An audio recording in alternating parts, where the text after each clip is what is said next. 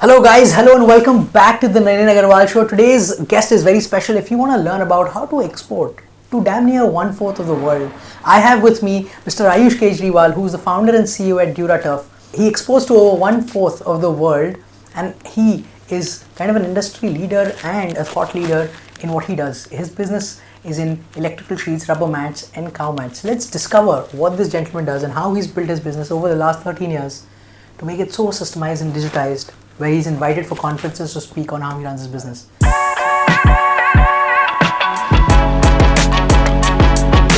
So with here, welcoming my friend Aayush bhai. Aayush bhai, how are you doing? I'm doing fine. How are you, Naren? Very well, thank you for being here. You look very fly, nice color suit. Thank you. So Aayush bhai, you're 34. Yes. And you started working when 13 years ago you started this company? Yeah. And you were working before that? Yeah, I was working with my father and we had an industrial rubber products manufacturing setup. So I started when I was in class 9 onwards. I was getting interested in the business front. So I started working with him, going to office, then to the factory. That is how my career journey began. So 13 years ago you founded the business. Before that you were working. So what has that been journey like till today? Like when did you start your business? Why you had a family business and all that? Please share. Right. So we used to manufacture different kinds of rubber products, and I was working along with my dad. But then, as we were working together, we had our own ideas, our way of doing things. So typically, I would like to invest more in terms of marketing. I would like to do different types of marketing spend. Then the idea of creating this brand, DURATUF, was one of my early conceptions. Which was way back in like 2008-9. I had conceived this brand that we need to bring some branding aspect to our products. Right. So that is how DURATUF was born, with durability and toughness in mind, which is something that a rubber product should have. Right. So when you were doing this, you were saying that जब आप ये marketing का करने का सोच रहे थे, so with your father, of course, there was probably a difference in opinion, right? Like we all have with our family and generations. What was that difference in opinion? So our business was not doing that great then. We were having a lot of financial struggles. Correct. So every time I was wanting that, I want to develop a good website or put more money on say the trade platforms that were very active there. Right. He was saying that we are still struggling. How do I manage the funds? I said, and I was always of the opinion that अगर ये नहीं करेंगे तो पैसा कहाँ से आएगा? Chicken egg problem. He's thinking the chicken is not there. You are saying the egg is not there. आलू बोल रहे. So this went on for a certain time. Yeah. Then I had my relative come to our rescue. He said that it is better that you look at things like you try to split and do things your way. So that is how I got. And my mother also supported me. Wow. So she was okay. My dad was also okay that we do it.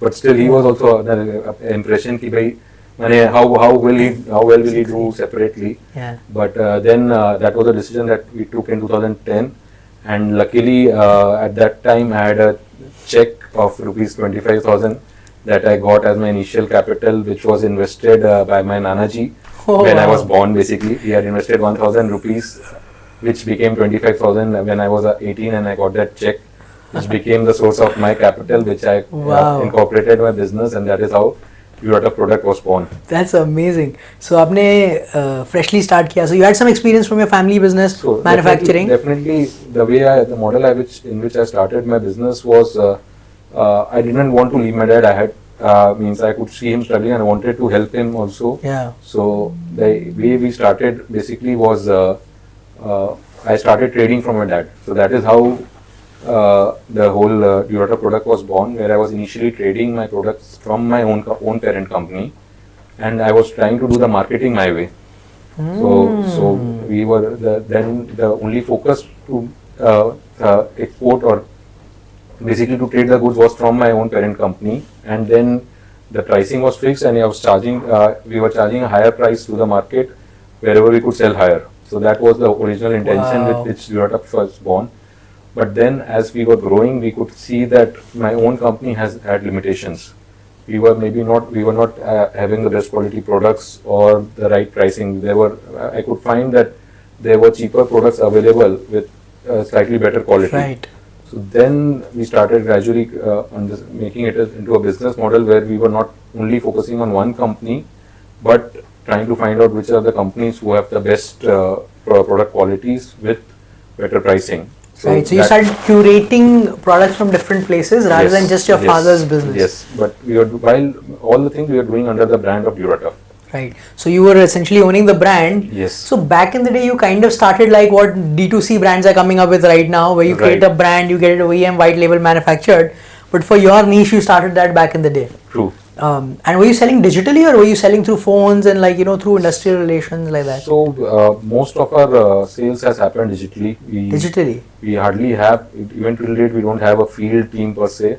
Sometimes when in case of specific requirements, we used to send our team members, but I think so even today 95-98% of our business is all generated across the globe digitally. So you exporting to 47 countries all digitally. Have you ever like gone to a country to close a deal or exhibitions etc. that people participate in? I don't think so. We have gone to close a deal with most of the export orders. Even the first until date, the last country that we have added recently last week was Norway.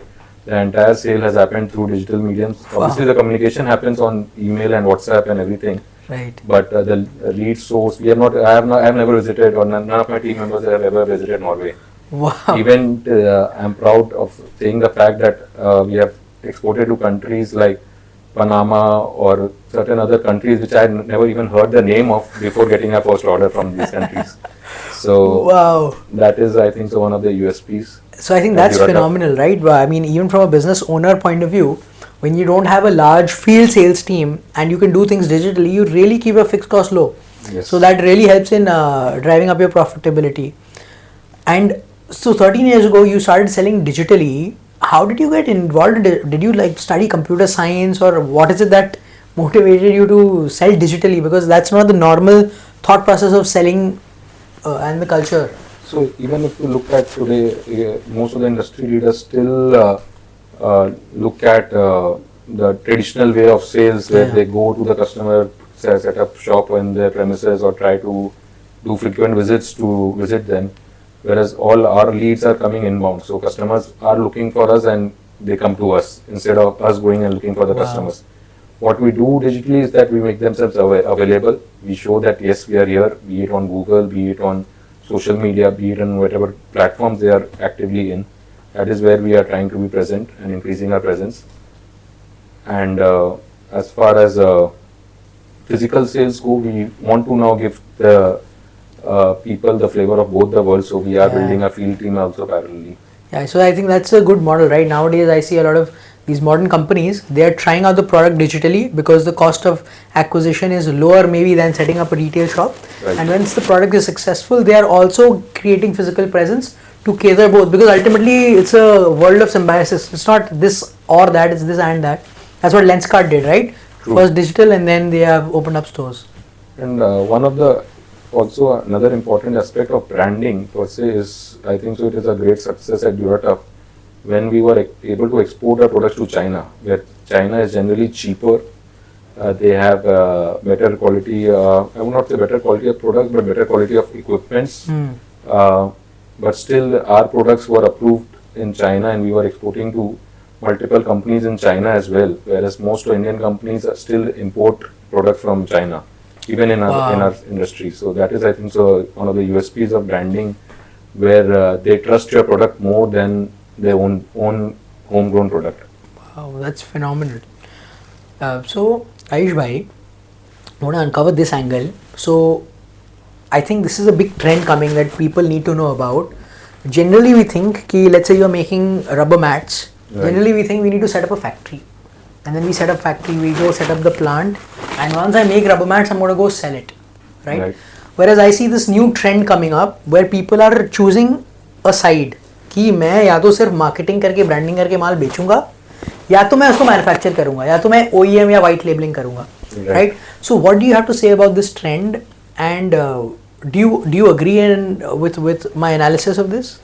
Definitely, there is a need for symbiosis. In this case, we are symbiotic creatures. So, where we have also wanted to create a win-win-win situation, where we focus first on value creation for our vendors, like how they are getting benefited. So, we have talked multiple times to our vendors, and they are very comfortable when they say that we are happy manufacturing and we want to optimize or reduce our manufacturing cost. We want to improve our lead times, and everyone has their own limitations. So so the manufacturers we deal with, they are small to medium size, and they understand that the limitations of manufacturing versus selling. These are two different jobs requiring two different skill sets, where it is very rare to find a person or a team which is good in both. And even if you go by that, the beauty of outsourcing is you can go to the cheapest producer. Basically, the cheapest they become once they start getting economies of scale. So whoever is the best in the world, we try to get to them so that we can get the cheapest particular grade of a product and come to the consumer with a basket of best of the world at one point. So it gives them also that win situation in which it's a single order, they can get all the things together with us. So that is how we are helping the customer and the vendors, and at the same time we also earn a margin by having a difference. And another great thing about this, even from your business model point of view, that I can think of, is this gives you nimbleness and mobility. कि कल को मेरे को एक नया product add करना है, since your business ecosystem and culture allows कि हम ऑर्डर देके बनवा लेते हैं, जरूरी नहीं everything has to be manufactured in our own factory. It gives you that mobility, right? Let's say if you want to add a product, you don't give, it's kind like you become this retail store, like you said, or a Walmart for them, where you don't manufacture by yourself, but you curate for others, and then the value addition is that you make the best products and the best quality and cheapest available for your customers in one stop. Right. So basically, we are dealing with three major product categories, and we have a plan to launch a major category every quarter. So we are just planning to release conveyor belts in this month of December, and then for January to March quarter, we have rubber hoses in plan, which is each a major category in itself. Right. But due to this strong process and systems that we have developed, we can go on adding multiple product categories, which is our ultimate destination when we want to become the number one company in the non-tire sector in India. Wow, in the non-tire rubber sector. Yeah, non-tire rubber sector. So this is a nice way for me to introduce and talk about your products, because I found them to be very nice niches. जैसे मेरे को पता ही नहीं था ये भी एक business है. Before I talk to you, so I want to talk about the two main things. So first, let's talk about cow mats. What are cow mats? So due to modernization of most dairy farms, we find that there are no more grassland. Means they are not using that grasslands to keep the cows. Right. I mean the kind of picture where we see कि अमूल दूध या कोई dairy में गाय ऐसे घूम रहा है grassland में. That's like not the truth, right? People are in farms sitting in stables. These are all very mechanized farms. They have very fixed passages. They have concrete resting areas and all. So the cow mats are basically bedding for cows. Just bedding for cows. Yes. Like so mattress है. Mattress है ये. So जैसे हमें comfortable soft bedding चाहिए होता है to give our optimal sleep conditions, which should not be neither too hard nor too soft.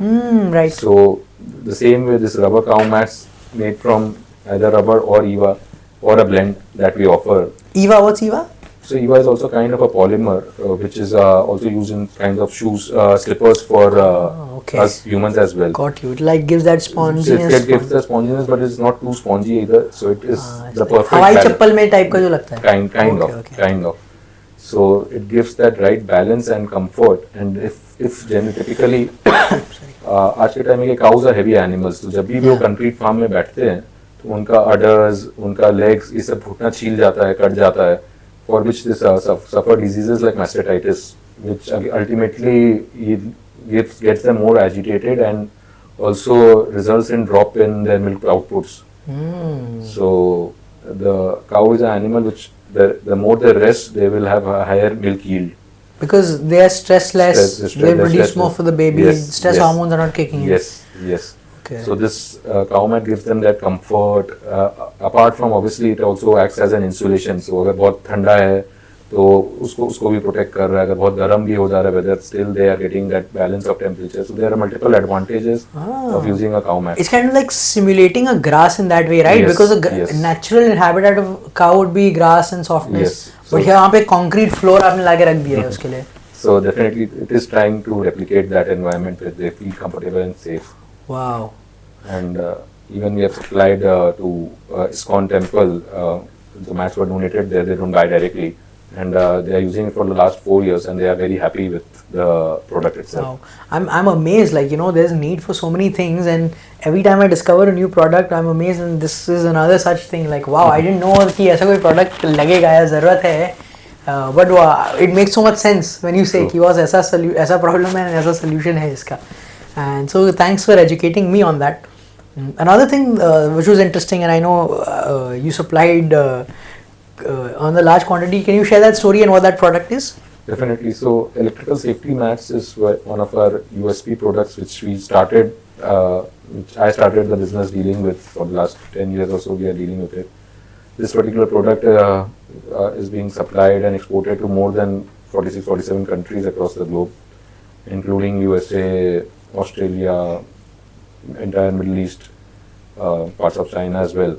So one of the interesting shares is one of the cases that we came across was there was a problem at Qatar metro rail station where the side guardings, because of they use a lot of steel structures and metal structures, so whenever the passengers were moving, they are having that static electric current getting passed through that. जैसे winters में वो clothes पहन के करते हैं वो steel guarding तो so because of the fast movement of the metros, there was a lot of static electricity getting generated.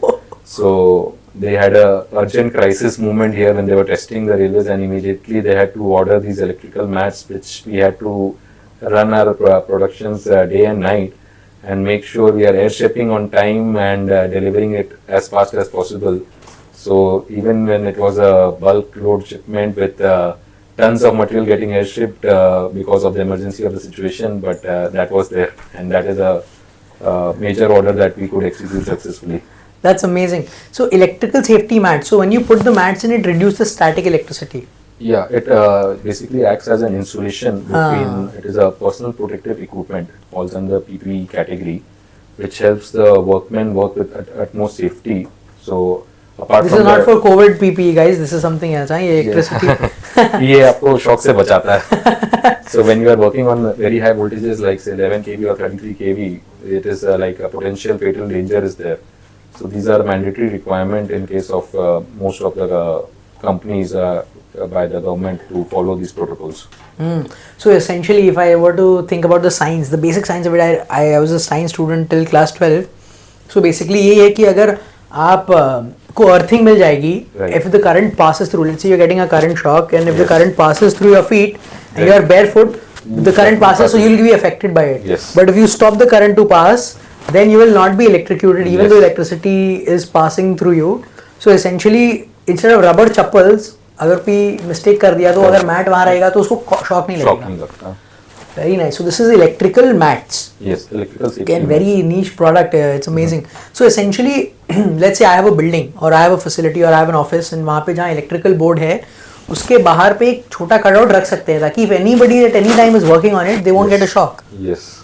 Wow. And so what are the use cases of it? Like, let's say this is a personal use case, but in industries, etc. So it is used across in all industries basically, because you will find electricity in each and every industry. So shopping malls, real estate places, power plants, steel plants, cement plants, you name it, it is there, and it has to be there.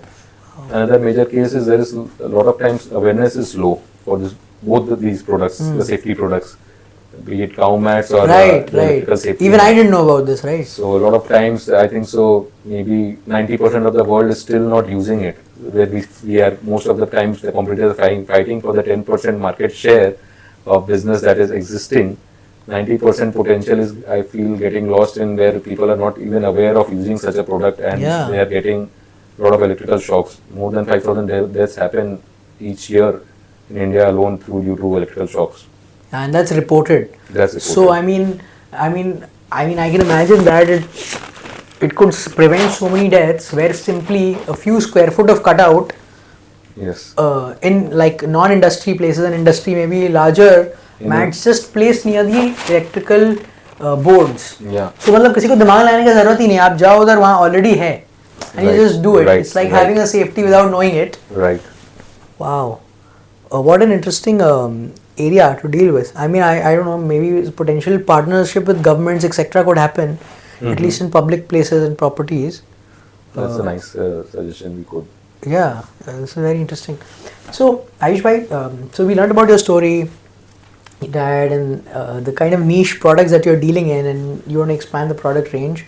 However, what I find very interesting is, and I know a little bit about you, your tilt towards technology and digitization business.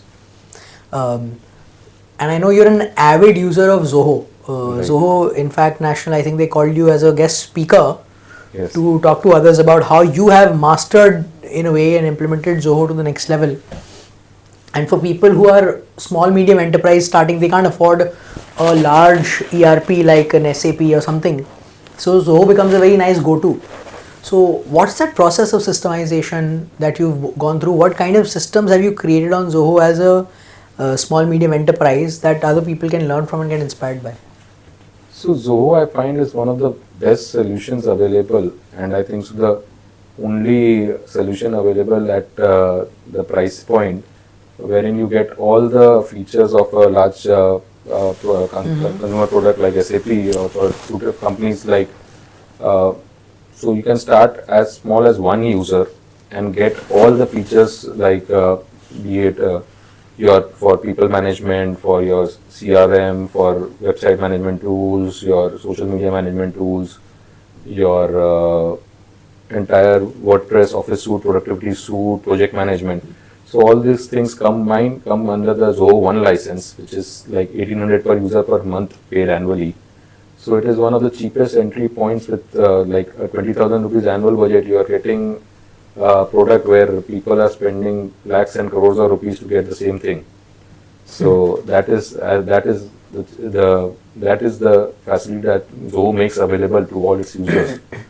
And our journey, we have been using various kinds of CRM applications starting back from 2013, where we kept on changing because our needs were changing. Before landing to Zoho, I was using an application called Udu, where in 1.5 years we spent around 20 lakhs of rupees on developing that particular application and software. And when the decision that this 20 lakh spend will go to zero was a major point, because I think so we had invested almost 9 months to 10 months of our profitability of that year in building that solution at that time. So it was a major decision to take, but I think so switching to Zoho has been one of the best decisions that I have taken in my life, because today any kind of reporting you ask me how my team is performing, where we are selling, at what profitability. So one key point is now our team does not talk about revenue. Our sales team does not talk about revenue. We are now profitability focused. So their targets are based on profitability. Wow. They speak profitability numbers all the time instead of just focusing on the revenue part. Because earlier, whenever they was focusing on revenue, the basic problem that they used to come in is price ज़्यादा है, price घटाइए. Last 2 years, we have been working on profitability numbers. They have never come out to me now on reducing prices. They take the That's a big game changer, because generally sales team and business owners, I think in SME यही struggle होता है कि sir मेरे को माल चाहिए, आप बोलते हो सेल चाहिए, सेल्स वाला बोलता है सर प्राइस कम कर दीजिए, प्राइस कम करके तो बिक जाएगा.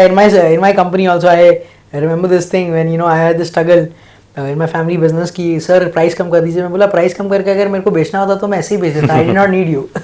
I need you there because I want you to sell at a profit. If I wanted to sell at a loss, I could by myself. Definitely, and one of the important things again. But this is amazing what you did. Also, we have improved our processes, wherein we are now measuring one thing is our first response time. So I'm proud to say that about 80 to 85% of our customers get responded within the first 15 minutes. Wow. And in 1 hour, we are reaching close to about 98% of our people. Wow. So as soon as there's an inquiry generated digitally, within 1 hour your team is going to reach back to them. And that's what people want. People want things quick these days. And we are now working on optimizing further so that the quotations also delivered within 1 hour's time. So that lead to getting the order, because when I got entered into this business, one key point that I had always in mind that why as a purchase person I had to do so many follow-ups. So even when I had to raise an inquiry, I had to do multiple follow-ups to get one single quotation. Yeah. So the idea is to make the part of inquiry to quotation very, very easy and fast. So we keep our audience engaged through various interactions, through WhatsApp, through emails, during the entire customer journey, which you can build and automate on Zoho. This is amazing, and I don't know if this can maybe an idea for you, because I don't know if you know ChatGPT 4 just launched a new update where you can create your own GPTs. Like, you know, you can create your own bot. I can create my personalized bot. So maybe in the future, that response that a salesperson is doing, maybe with that could be integrated with a AI bot or your own DURATUF GPT, where the customer inquiry pops in, the AI responds to the customer, maybe generates a quotation from the backend and sends it. That can also be automated in the future. I think so. It is very much possible. Yeah. And even Zoho is working a lot on automation. They have integrations built with ChatGPT, and they are also building their own AI and software. So one of the things we are also trying to build upon is in terms of predictive analysis is stocking, basically. So we can predict demand and the stock that is to be required in our multiple branches that are spread across India and in overseas as well. So you don't have excess stock, neither do you lose sales. So you have the optimum stock needed. So the excess capital is not stuck. The basis cannot be past data. One of the mistakes that most people make, and we also used to make, was referring always to past data while making predictive analysis. Right. So predictive analysis is what requires you to have current demand expectations, including hikes and all those things. Correct. So because we are capturing everything on Zoho, so we now have all the time the data from, say, which deals are in negotiation stage, or which are going hot, cold, or maybe what quotations we are sending. So we want to combine all this data to give us the right prediction. That's phenomenal. As an SME, if you can do that. So wait, what would be the main factors if you want to predict, let's say, how much stock you need in, let's say, a warehouse that you have? What factors are you using to have that? So one is number of inquiries, right, and then hot leads, cold leads, like that you have bifurcation, quotations. Right. So hot leads, cold leads, then the stage, maybe they are maybe just so we have stages like negotiations, or say just a cold, whether it's just in a cold follow-up mode, or say just like almost confirmed when they are just maybe waiting for an advance payment or anything. So that is how, based on that probability factors, we can adjust, and all this can be treated in the back end. There is no one person to be involved to get it done. Now this is phenomenal, because generally most companies, the way they are doing predictive analysis is कि 2021 में मार्च के महीने में इतना cell हुआ था, 2022 में मार्च के महीने में इतना सेल हुआ था, तो 2024 में इतना स्टॉक करना है. But what you're using is very current factors. You know, you don't know how your sales has grown, what's there, and so you exactly know कि भाई मेरा इतना ये है कि conversion ratios है उस basis पे, and as you keep doing it, your model keeps getting better. It's almost like making a regression model. Especially if you are fast growing, then you cannot rely on your past data all the time, because you have to factor in the dynamic changes that is happening in the market. So that is where these things will come in eventually. That's amazing. And Aayush bhai, what I really love about your approach is, now again, this is my model of the business world. I think a lot of business owners, especially in small medium enterprise, make the mistake of trying to create their own software. Right. Maybe I think you said you invested a lot, and I think that's a mistake, because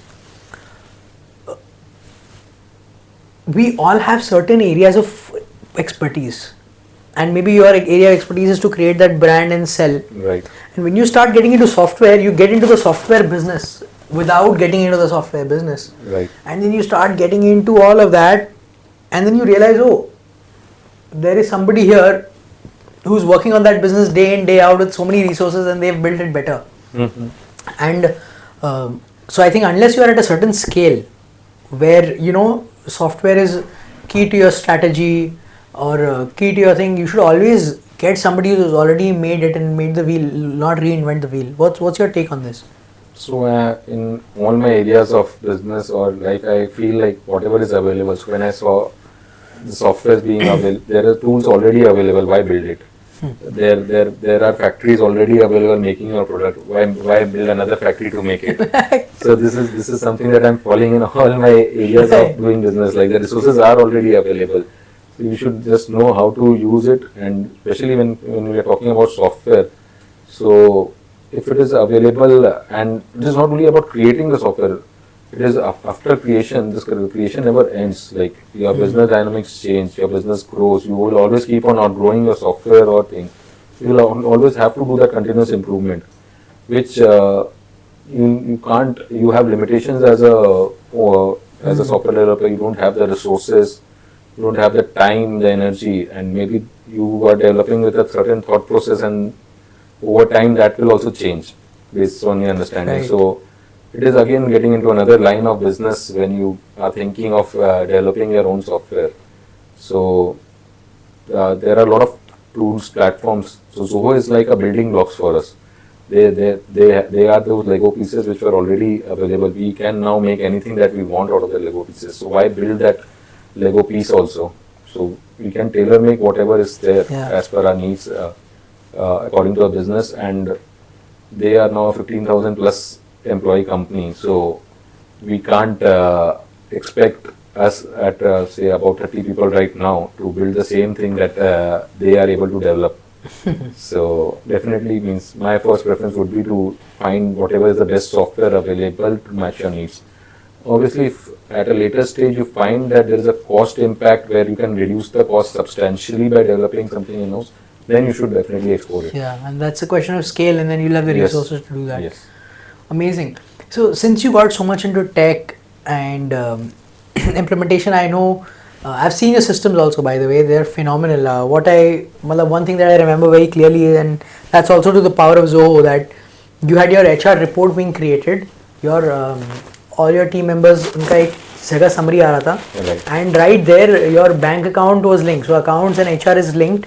With one click within Zoho, you can pay off salaries based on automated HR report pretty much. Yeah. So salary processing is a 10-minute job at our organization. So from by salary processing, I mean from their payroll generation to their payslip sending, and even till getting the money into their bank, everything happens on a few clicks inside the Zoho system itself. Wow. So our bank account is also integrated to our payroll processing. So the request for OTP also hits in the same Zoho software that we are using. Wow. So now, to be fair though, I don't want people to get this impression that मैं Zoho लगाऊंगा सब कुछ हो जाएगा, because I know people who struggle with Zoho a lot as well. They're like भाई नहीं हो रहा है, you know, because I think software doesn't do anything. Right. Now you have to make the software work. Software is a tool, right? I mean, I have this water in the glass, but if I don't drink it, it's not nothing's valuable for me.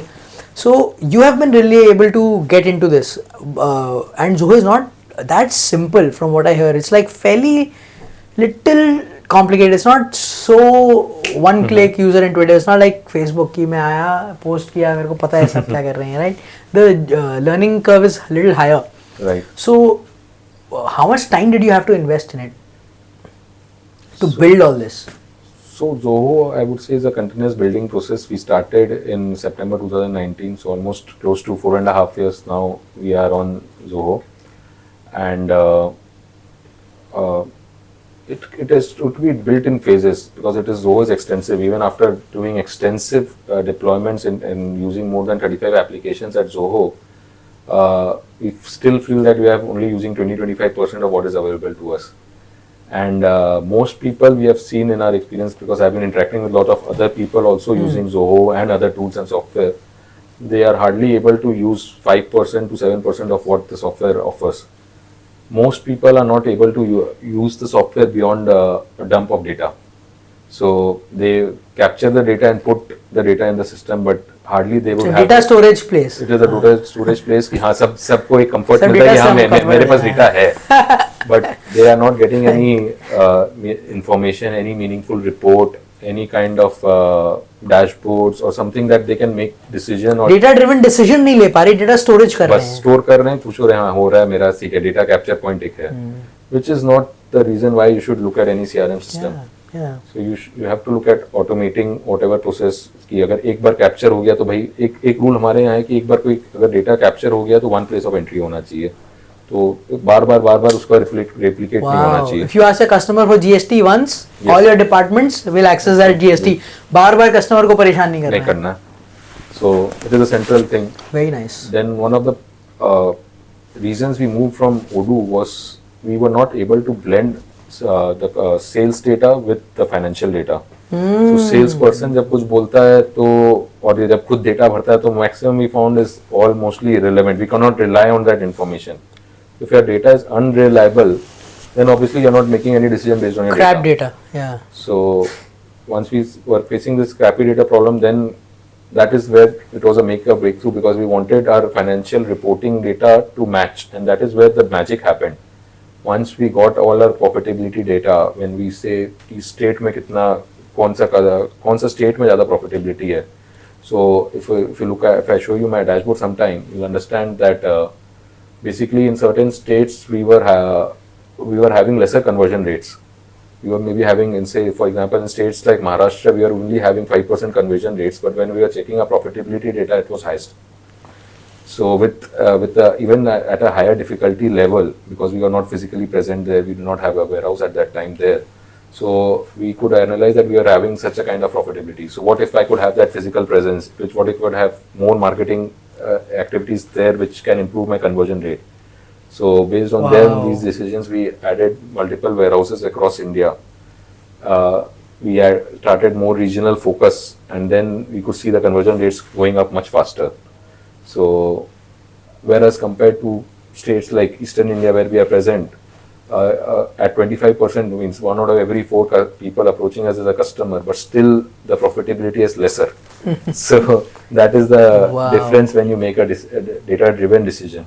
And so this is again a very interesting example, because what would be the contrast for it? Contrast for it is लोग देखते हैं, oh, in East, 4 customers approach me, 1 customer closes. I have such a high conversion rate. East is very good for me. Maharashtra में तो 100 में से 1 जन खरीदता है या 5 जन खरीदता है. But people don't have the data to track customized profitability and area-wise profitability. Yes.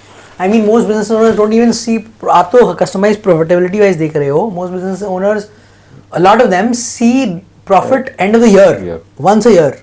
They see their profits and they're like, oh, and वो भी अच्छा महीने में अंदाज़न चलता है कि बहुत ऐसा होगा. But I think the new way to do business and what you've built, digital mobility, scalability, you have to be data driven, you have to be systems driven, you have to use technology, because if you're not, then you're not going to be anywhere. And one more important thing is to close your balance sheet monthly. So ultimately profit के लिए खट रहे हैं, अगर महीने के end में profit ही नहीं पता क्या है, तो the question is, why are you doing your business?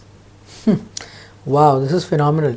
Now Aayush bhai, lastly, I want to understand more about like your interest in business systems and optimization, and I think you're also helping others with implementation of Zoho, because it is such a dense topic and you've kind of got a really good hold over it. So obviously I have a passion for technology, especially in the sphere of business process and systems, where I have been taking a lot of learning from Rahul Jain and other business coaches. I follow a lot of them and understand how that can be related to, if I could benefit, then others can also benefit. So we have just started with another business vertical called Biz Systems, where we are helping others automate their business processes, and focus is to build the entire customer journey, including all operations and everything on a common platform that Zoho offers, so that whenever I show my stuff, people love it and they said, "Mera bhi kara do, mera bhi kara do." FOMO हो जाता है सबका. So one of the things we want at the systems, which is different to others, what other Zoho consultants or other ERP agencies or SAP agencies offer, is a focus on learning, because एक gap है industry में जहाँ पे क्या है कि say Zoho it's training, maybe it will give you a training on all the features, but as a business user माने आपको पता नहीं कि क्या क्या आपके पास माने a business owner does not spend much time on learning कि क्या features है. They want to know कि भाई मेरा ये problem है, ये solution चाहिए मेरे को बस. This is the report that I am looking at. So, and there are a lot of out of the box features that Zoho offers, which maybe the other side, the management side, is not aware, or at points the admin fails to make them aware.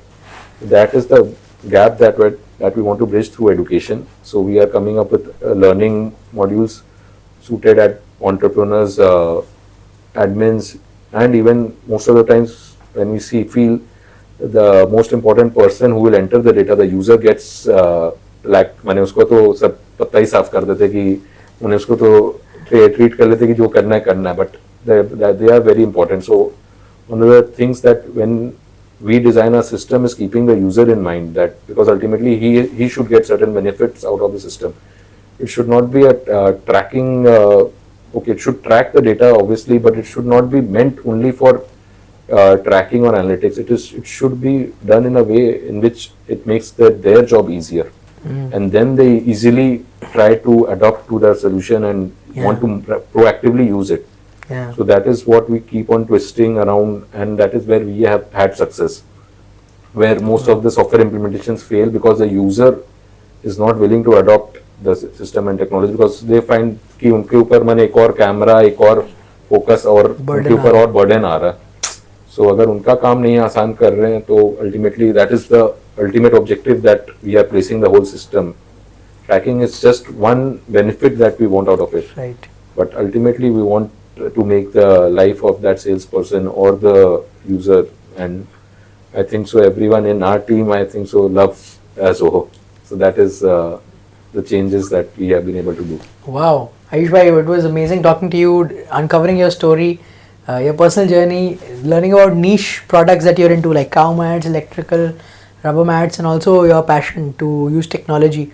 I think this is some episode that a lot of entrepreneurs can take something from and maybe implement in their business. Finally, any questions you have for me? Definitely. I think so. You're doing a great job here, Naren. And thank you for inviting me. I think so. I don't have a major question here there with you. And in case I have, I will get in touch with you personally. Call me. Thank you. Awesome. Thank you, Aayush bhai. Thanks for being on the show. Hello and welcome again. I hope you really enjoyed this podcast. If you did, share it with one person that you can help. Jisko isse madad mile. And if you like this podcast, you want such more insightful information and knowledge, check out the other podcasts right here. I will see you very soon in another episode.